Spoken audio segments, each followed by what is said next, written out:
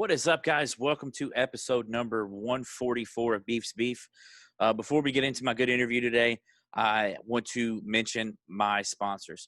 First off, we have Crystal Lackey at Stockton Mortgage. Crystal Lackey is a very good friend of mine who you can hit up with all of your home loan needs, with all of your refinancing needs, anything you need in that department. She's the one to contact. You can give her a call at 502-615-0743. Again, it's 502-615-0743. That's Crystal Lackey at Stockton Mortgage. Stockton Mortgage is an equal housing lender, MLS number 8259. Crystal Lackey, MLS number 1735979. My other sponsor is Dellium Clothing. That's Dellium, B-D-E-L-L-I-O-M. Dellium Clothing is a men's and women's minimalistic brand that focuses on modern aesthetic and quality. Everything comes pre-shrunk, so it's already ready to wear. You don't have to worry about you putting it in the dryer and opening it up and everything being small. Everything's already pre-shrunk, like I said. It's pronounced Dellium, but there is a B at the beginning. So B-D-E-L-L-I-O-M. You can find them at Him's Gentleman Boutique in New Albany, or you can find them on Facebook at Dellium Clothing and on Instagram at Dellium Clothing as well. So hit up my friend Isaac Thomas. Puts out some great stuff. I think you'll love his clothing line that he has out at Him's Gentleman's Boutique. Dude is not only a great person, but puts out a great product. So today on the podcast, I'm welcoming one of my friends that I met through Coach JT Henderson that I had early on in the podcast. You hear him on 93.9 and 680 ESPN Louisville. You see his work on the Crunch Zone. The guy is everywhere. If you watch the Derby, you got to see him almost get bucked by the Derby winning horse. So today I'm welcoming to the podcast one of my friends, the very knowledgeable Mark Blankenbaker. We will be breaking down the ACC as a whole and how we feel Louisville will do this season, this football season.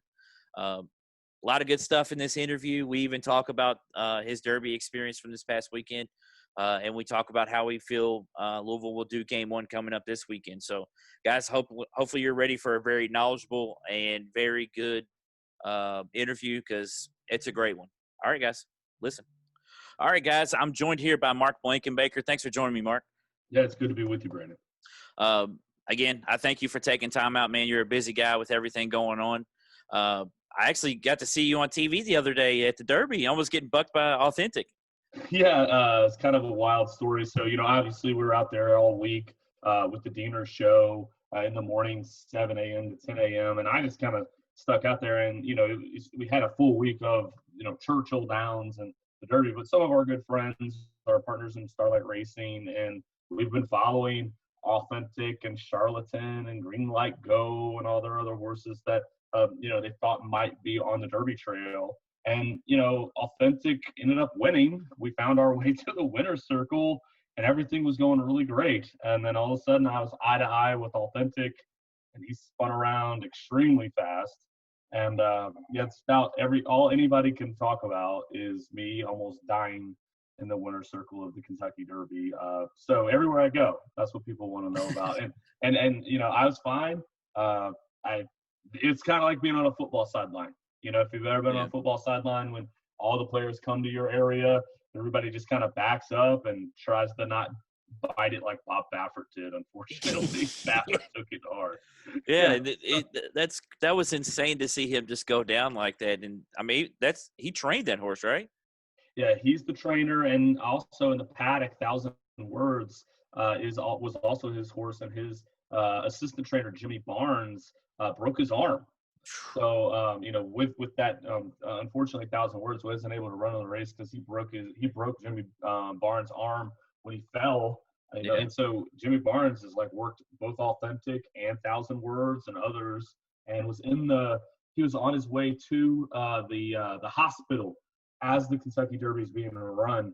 Doesn't get to be in the winner's circle with us, and Baffert, for just everything. I mean, you think about with Charlatan and Gamine with those positive tests at Oakland, still appealing that suspension, having 1,000 words fall on the paddock, and he actually said, I thought that was his best shot to win the Derby with Authentic, and honestly, like there could have been 3 million people there. It would have been as awesome for me personally.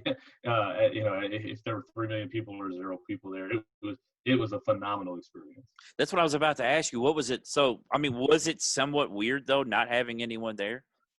Well, it probably aided my joining of Starlight Racing.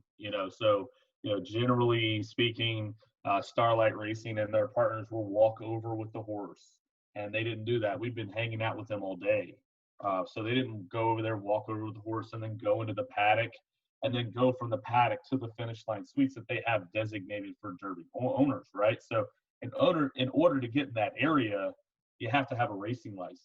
And so I don't have that. And so with the coronavirus and not having all these different protocols in place, it was a little bit more like your own little private Derby, and you were able to hang out with these people that, in a normal Derby would be otherwise occupied with their horse or in their areas. So we got to go. It was a blast, and probably we'll never be able to duplicate it unless we all just decide we want to pool a bunch of money and take our shot. With a major horse one day. So you spoke about COVID-19. The reason I had you on is because I every time I love listening to you and Mark Ennis especially together, because I feel like you two are two of the most knowledgeable guys on the radio when it comes to Louisville sports. With COVID-19, changed up college football a lot. It's changed up every sport. Yeah. My first question is outside of the easy answer of UK not being on the schedule. What was your first initial thoughts when you saw U of L's schedule?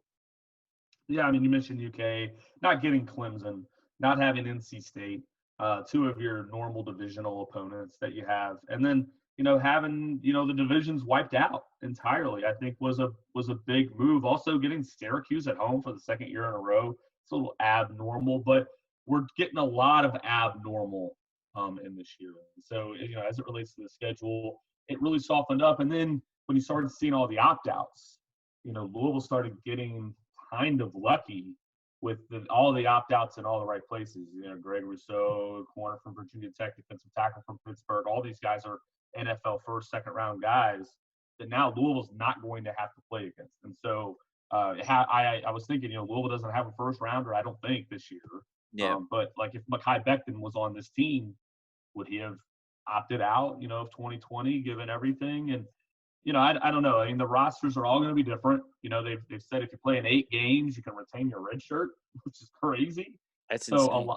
A lot of these freshmen are going to have a lot of opportunity to see the field early, and they've done that for coronavirus roster availability, right? So if a bunch of corners are down, but you've got true freshman corners, we're going to play this game. You're going to take the field with those true freshmen.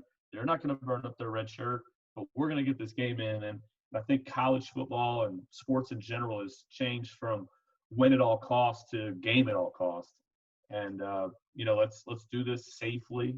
And maybe winning's not even the most important thing. Maybe having the activity of sports is, and then we'll figure out the championship parts of it later. Yeah. And then it's going to be something we're always going to look back on and say, I was there. This is what happened. And then maybe we'll take things for granted as much. So one of the things that I thought was kind of weird was how do you feel about the ACC letting Notre Dame be in the conference for one season? Yeah, I mean, it's a good question. I think initially I'm like, hey, let them die. Let them go out there and sink. And then on the other hand, if the ACC does if they are able to land Notre Dame as a member full time, it strengthens the conference. There's no question about it. Absolutely. So, from a pettiness perspective, I'd love to see them just go down in flames. But from a strategic perspective and a partnership perspective, I think it makes a lot of sense to extend that olive branch. Notre Dame has exhibited lots of loyalty when they've been saved in the past. And Navy is a game that they've played ever since World War II, when Notre Dame was about to go under, and the United States Naval Academy used their South Bend campus as a training ground. and it saved their campus because the United States government paid their tuitions. And Notre Dame University doesn't exist if not for the Naval Academy and the United States Navy.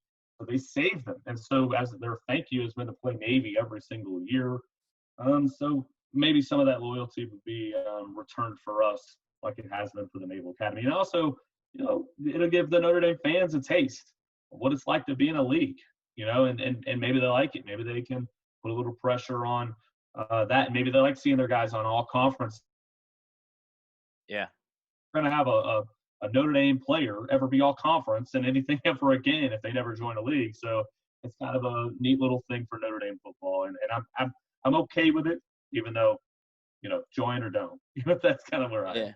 Well, see, I never thought of it that way with the Naval. I actually didn't know that Naval Academy story and, the all-conference thing. But I thought it was kind of shady last week that they posted that video and said, putting this on the field may delete later. Like, man, like that. Stop acting like that. Like, we didn't have to do this. You all could have been just out there and not playing anybody. But we welcomed you all into the ACC as a full-time member for 1 year. Yep. I never knew that thing about the Naval Academy, and that's a very, very good point that I put like you said, extend the olive branch now so that maybe in the future it could help us out. Not only because you're going to get so much money from Notre Dame if they do join the conference. Yeah, and right now, they're going to share that NBC money, so you're not just giving them part of the piggy bank. You're sharing one big piggy bank that they're also adding to. So I think it helps, and I don't know. When it's obviously an Instagram thing, I may delete later type thing. And I think they're trying to be funny, but like their athletic director, Jack Swarbrick, early on, back in July, kind of spoke out of turn. And I think that Notre Dame is used to doing that, right? Like they're used to basically dictating terms. And I think Notre Dame and the Big Ten are learning some tough lessons about that they don't dictate terms, that they don't run college football, that they're a part of college football, and it will go on without them if that's what they want to do. So, again, I wanted to talk about that stuff because it's part of the ACC, but the main reason we're here is because we're both Louisville fans.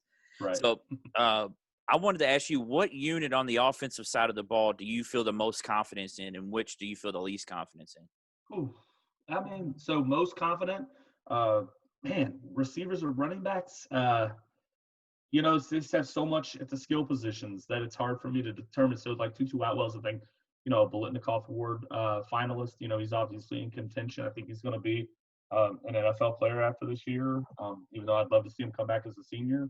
And then Javian Hawkins and Hassan Hall are one of the best 1-2 punches. And then you add in Aiden Robbins and a Jalen Mitchell and some of these other guys that they have at the running back position that I think will play at a lot of places. I like those positions. The least confident, probably the offensive line. At least I have the most questions about. A year ago, they lose Mekhi Becton. They lose Tyler Haycraft. Both of those guys are in NFL camps, and obviously Mekhi's a first-round pick. But, I don't know if a lot of people realize that Louisville football gave up more tackles for loss than any school in recorded college football history in 2019. So you did that, and you put both of your tackles into the NFL. So what do you have coming back? So that's really my question is, can they prevent, 9, 10, 11, 12, even sometimes 14 tackles for loss in a game and still figure out a way to be a top 25 offense, just what they were a year ago? I don't know. And I kind of, you lived through the 2002 season, right? I mean, I don't know how old you were there, but like Louisville had all these skill position players coming back. They had all these, they had Dave Ragone at quarterback, and they had a good defense coming back, but they were replacing a lot of that offensive line at 2001 team that finished in the top 25. Well, the offensive line was awful, and it killed the whole season. And it was that was the year that the offensive line was very, very young, because I feel like that offensive line ended up being. I feel like we started like 3 or 4 freshmen on that offensive line. Yeah, it rounded into form later in 2003 and 2004. That paid dividends, but for 2002, you felt like you had everything else, but the offensive line, and so it submarined the whole year. And everybody remembers beating Florida State in the rain as the highlight of the year, but that wasn't a good good season for Louisville football. I think they finished 7-6. So it was a winning season, but it wasn't what we're used to around here. So same question for the defense. You're most confident in and you're least confident in on the defense. linebackers. When you think about, Dorian Etheridge and C.J. Avery, I also love Monty Montgomery there. You add a Yaya Diaby. You get I'm blanking on his name. Nico Kiki. You get all these other guys in, right? Like, you got a lot of guys that have played a lot of football for you. I feel good about them. Defensive line, man. I mean, I feel good about secondary. I mean, we got more bodies there than we ever have. But the defensive line, you lose a Gigi Robinson. You were kind of soft up front to begin with a year ago. You're going to be relying on Jared Goldwire, who's spent a lot of his career hurt, and then a bunch of freshmen. So, they have more individuals than they had last year. Yeah. But how much experience? How good are they? And everybody keeps raving about them in all these media reports. But you and I, we got to see these guys before I can really put my confidence stamp on them. I'm hoping they answer the bell, and we'll find out. And these first 3 games are quality games. I mean, Western Kentucky is a good Group of 5 school. Obviously, you played Miami, a team that beat you a year ago, and a Pittsburgh team that was a really solid team a year ago. Brings back a lot of their seniors and juniors, so they're an upperclassman laden team. Pittsburgh, Miami, Western Kentucky. It's not going to be a cakewalk these first 3 weeks. So you brought up Western Kentucky. We start out Saturday with them at the out-of-conference matchup against WKU. How do you see that game going? I think it's going to be tougher than a lot of people realize. 11 returning starters, or 10 out of 11 returning starters. 10 of those guys are seniors. The other 11th guy that's coming in and start for them is a junior. Louisville jumped on them early last year. I don't know if you remember, Brandon. It's 31-7 at halftime. But the reason why is because Tutu Atwell was a big surprise for them until they played Western Kentucky down there at Nissan Stadium. They really hadn't gone deep with Mikhail Cunningham. He had played like a half cleanup football against Eastern Kentucky. They didn't even know Juwan Pass was going to play. So all their preparation was been what they had seen against the Irish and against the Colonels of Eastern Kentucky. And Louisville was a completely different team against Western Kentucky and Nashville. So jumped on them early, and then you see what happened with Western Kentucky in the second half. Steadied the boat. Louisville only scored 1 touchdown there. They made it interesting. I love the Western Kentucky defense. I just do. I think that they are a legit defense. I don't know what they can do offensively. Tyson Helton is going to have to answer that with his offense. I think they're going to try to run the ball. That could work. Louisville's defensive line, like we just mentioned, isn't ready. Yeah. So it may make it a little interesting. I feel good about Louisville's scoring. I don't know what Western Kentucky will do in terms of scoring, but I don't think it's going to be a blowout. So I know we just mentioned the Western Kentucky game. What is one thing that you feel going into the season needs to go right for the long-term success of this team? Wow. Okay. What needs to go right for the long-term success? I mean, they got to stay healthy, right? Like, you look at what happened last year. They had injuries. They were going down to walk-ons. If you have injuries this year, you've got a scholarship player there, but there might be a freshman. Yeah. There might be a redshirt freshman. Louisville is always going to be that team that is going to have a really strong top 30 to 40 players. What's behind that, I don't know. In some years they'll be deeper than others, but that's how Louisville kind of gets to the promised land. That's how they eventually can make a divisional champion, a conference championship game, or flirt with the college football playoff, is when they remain healthy and they have all the right pieces. And, we've seen it, in 2006, Michael Bush goes down. Yeah. We have a great season, but, imagine what we could have been with Bush. Yeah. We had running backs at that position, thankfully. What happens if we didn't?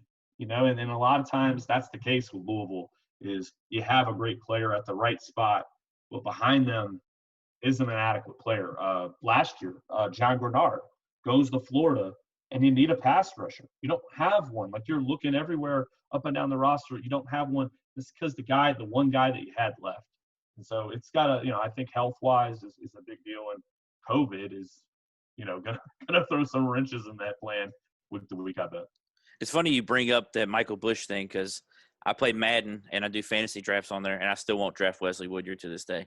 No, you can't do it. No, I mean, it wasn't his fault. You can't hold it against But I will always hold it against him, because you stopped us from a national title, Wesley Woodyard. Perhaps. But you also have to remember the politics of the day. Had Louisville beaten Rutgers with Bush, they'd have found somehow, some way to keep us at third. Yeah. I mean, we know what was happening there, unfortunately. So with the majority of our tougher games at home, I would say outside of, Pittsburgh and Notre Dame, which would you say is the toughest matchup at home for Louisville? So at home, I think probably Virginia Tech. They're a team that, I think is going to be pretty good this year. They always are really well coached. Justin Fuente looked like he was kind of losing that team early last year. And then they started playing some good football in late October and into November. And so we're going to play them on Halloween. We don't know what game time it is. And game times, in this type of thing don't really matter. But I'm wondering how many people bring their kids out for Halloween.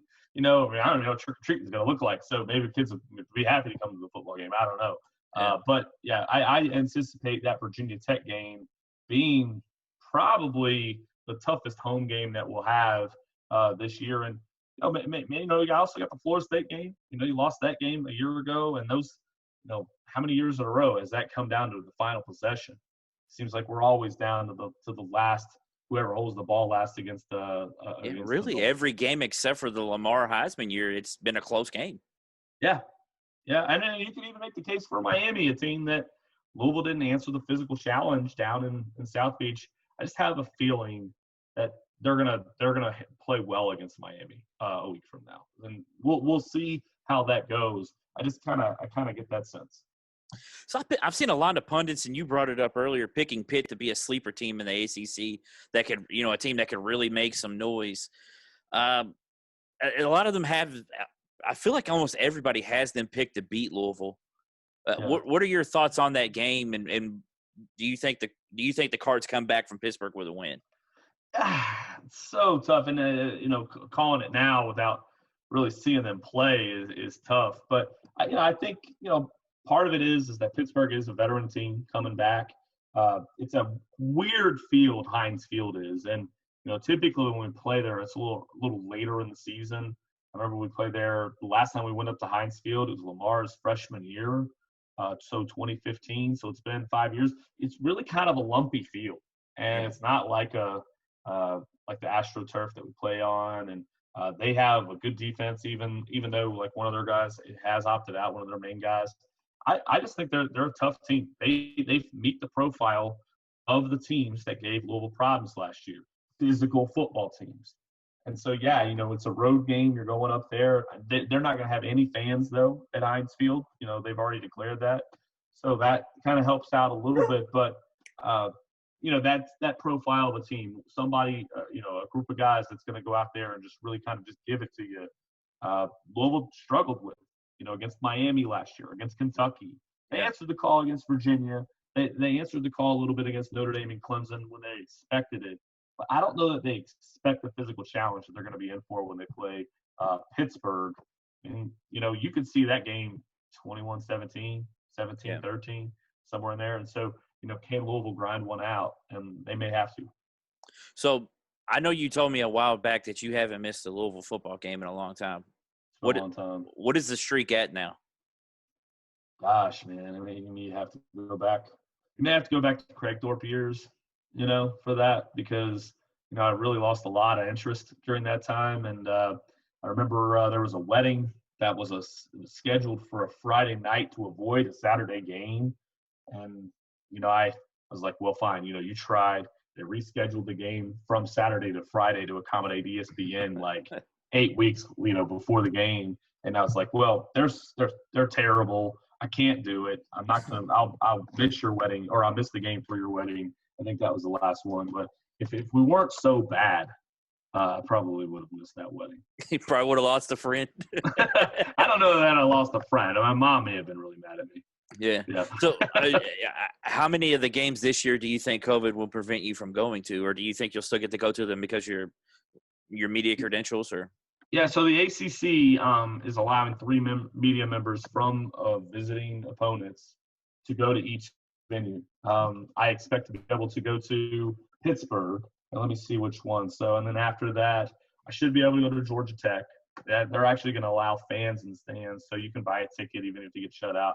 I think Notre Dame I may have to miss, just because a lot of, if you really think about the 3 media people that might be allowed to go from Louisville, you'll have a lot more interest from, some of the television stations, from, you might have WDRB want to do TV and writer, and, they may have to make some accommodations. And there's no way in if you're not a part of the Notre Dame community to go to Notre Dame Stadium. So I'm anticipating missing the Notre Dame game and just watching on NBC at 2:30 on October 17th. We'll see how it works out. We got some time. Maybe things change in a month and a half. Yeah. So who's the team on the schedule that you don't feel like a lot of people are talking about, but that worries you the most? Virginia. I think everybody always sort of discounts Virginia. They're always a really good football team. Bronco Mendenhall is, they lose their quarterback, so I think that's part of it. But, whenever Louisville goes there to Charlottesville, it seems like the Bermuda Triangle for Louisville football. Like, nobody's just really Louisville hyped. Basketball too. So right. But for football, nobody's ever really hyped for it. Like they're not ranked and they're just whatever. And you go in there, and the next thing you know, we're like, what's happening? And so even Lamar in 2016 had to throw a game winner to end the game. That's always going to be whenever Louisville goes to Charlottesville. That's always going to be something that's on my radar. All right, so I got to ask you for your predictions. What do you think the Louisville football final record will be going into bowl season? I think we'll be 8-3. And to be honest with you, I don't know which three will lose because I look at the Miami, Pittsburgh, Notre Dame, Florida State, Virginia Tech, Virginia games. It's all games that Louisville could possibly win and could possibly lose, and I think that they'll find a way to win their share and lose their share of them. You always have to account for the one clunker in college football where the team just doesn't look like the team that you watched all year. That could happen game one. You never know. They're college kids that are in a pandemic and a weird environment, and maybe there's two clunkers this year. I mean, you can always count for one, but maybe we'll get two this year. So where do you think the Cards wind up in the final season standings in the ACC? I picked them fourth. Obviously, I think Clemson will win the league. Yeah. And then, Carolina and Notre Dame can't I don't think it's even possible for them to be 2-3 unless it's like a collapse, beyond 4. So, I think just mathematically, if you, really kind of match it up, I don't think North Carolina and Notre Dame can possibly be 2 and 3. So somebody like Virginia Tech might pop up into there or somebody. I don't think Florida State's got that team this year. Right? So I think we're going to be fourth. I hope we can be third. I hope we can be second. I hope we can be first. I mean, that would be phenomenal to be able to go to Charlotte. We'll see, but it broke really well. No North Carolina, no Clemson. Maybe we'll be able to shoot for Charlotte, but for me, it's not Charlotte or bust. I think we're going to be kind of a similar team to last year with a better defense, and maybe we can flip that Florida State game. Yeah, so I mentioned a bowl game. Do you think that there will be a bowl season, or do you think that with the absence of the Pac-12 and the Big Ten that they'll hold off on bowls? It's a great question. So many of these bowls are dependent on television revenue, right? And so I actually think that the finances may even get better without fans for some of these bowls. So they don't have to. It's for the schools. They don't have to worry about tickets and. The bowls don't have to worry about staffing and all this stuff. It may the finances might get better for bowls, but I don't know, to be honest with you, if we'll have them. We may have upper tier bowls and the bowls like the Holiday Bowl where the ACC has a Pac-12 opponent for the first time. Maybe that bowl game doesn't happen. Maybe the ACC absorbs the Music City Bowl spot because the Big Ten is supposed to be matching up against the SEC this year. You could see some of that. And I think everybody's going to be doing some shifting around if we have bowls at all. I do think we'll have the college football playoff. If there's nothing else, I think we'll have a 4-team playoff at the end of the season. Whether or not we play the Citrus Bowl, I don't know. But I do feel really confident about playing those championship games. Well, you know what's going to happen. They're going to absorb the Music City Bowl, and we're going to end up playing Kentucky. Hey, and bring the Governor's Cup. That's what's going to happen is we're going to play in that bowl game and we're going to play Kentucky. No, forget the Music City Bowl trophy. We don't need that. Bring the Governor's Cup. Yeah. And don't lose it on the Bluegrass Parkway there, UK. Yeah. So I have a couple more questions for you. One of them is who do you think during this preseason, media time. Who do you think is the most overrated team that you've heard of in the ACC? And then who do you think is the most underrated? Ooh, overrated team. It could be Carolina. It might be. It very well could be. Carolina is the most overrated team, and they've got a lot of hype for a team that was 6-6 a year ago in the Yep. Coastal Division. And I get it. They've been recruiting like gangbusters, and they've got Mac Brown. It seems like they've got the quarterback that they need. But it's like our defense, like what we were talking about. Like, I gotta see it, right? Like I need to see you go out there and do that. And I think North Carolina is going to have a nice season. Are they going to be second in the league? Maybe not. They've got to go out there and win those games. Undervalued team.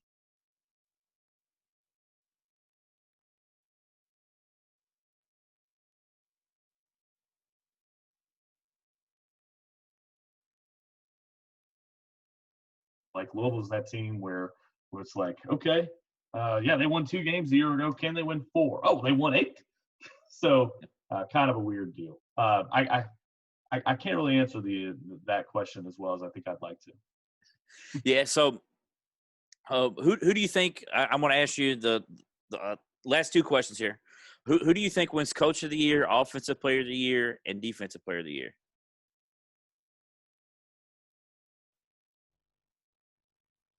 Are you there? Breaking up there, Brandon. You're breaking up there. I did not hear the question, Brandon. All right. So who do you think wins Coach of the Year? Who do you think wins Offensive Player of the Year? And who do you think wins Defensive Player of the Year? Yeah, I think you'll probably end up getting a Trevor Lawrence for Player of the Year. I think that's what you'll end up seeing. You could end up with a Mac Brown. You could end up with a Scott Satterfield, as Scott Satterfield won that award a year ago. I don't think you'll see it being Manny Diaz.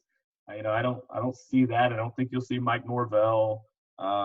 And I actually, I don't think that you'll see anybody really in the Atlantic Division other than Dabo, right? Like Dabo is like my only candidate because I just don't think Scott Satterfield's going to win it a second year in a row with another 8-win season, right? Like I don't think they give it to him. So it probably is going to be Dabo just by default because I really don't. I mean, if it's not Matt Brown, then it's going to be Dabo Sweet to me. So we'll see. Defensive Player of the Year. I don't know. Best player from Clemson. I mean, to go all Clemson, to go all Clemson is a tough one. I know North Carolina has a really nice inside linebacker. I like a lot. Man, let's see. Yeah. I need to see these guys work. All right, so now this is the toughest question. I actually sent this into the mailbag for the Crunch Zone podcast. Oh, okay. So you have to franchise one. So you're going to build around this person. You have to sign one, and you have to cut one. Mikhail Cunningham, Javian Hawkins, and Tutu Atwell. Oh, man. Well, the franchise is going to be Tutu. The sign is going to be Javian, and I have to cut Mikhail and try to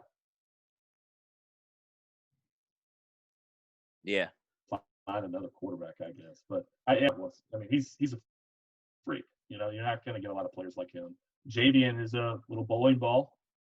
And, maybe we could live without Mikhail, but I'd like to have all 3. It's nice having all 3, isn't it? Absolutely. That's the beauty of this question is we get to have all 3 of them. Yeah. I love it. So, Mark, I appreciate you coming on, man. I want you to plug anything you want to plug for yourself there so everybody can know where to find you on, anywhere on the internet. Yeah, sure, man. Check us out on thecrunchzone.com. Listen to me on ESPN Louisville, 93.9 The Ville, ESPN 680, 105.7. We're going to have a lot of coverage for you throughout this football season. We'll do what we can with post-game and pre-game press conferences, and we'll get our questions in, and we'll have a lot of discussion like we're having here with you on your podcast, on the radio daily. And you can follow me on Twitter if you want to at UofLSheriff50. And I appreciate everybody interacting with us. Absolutely, man. And again, I appreciate you taking some time out. You're a busy guy. You're everywhere all the time. It's crazy to hear you some places, and then I'm like, wait, didn't I just hear him earlier today? That's right. No, we'll try to make all the games too. We'll try to stay as active as we can. Wear your mask, and maybe we can all be, at the stadium the next chance we get. Maybe we can do it for college basketball. Absolutely. We'll see. Well, Mark, again, I appreciate you taking some time out for me, man, and I had a good time. Hopefully we can do this again soon. All right. Thanks a lot, Brandon. All right, man. See ya.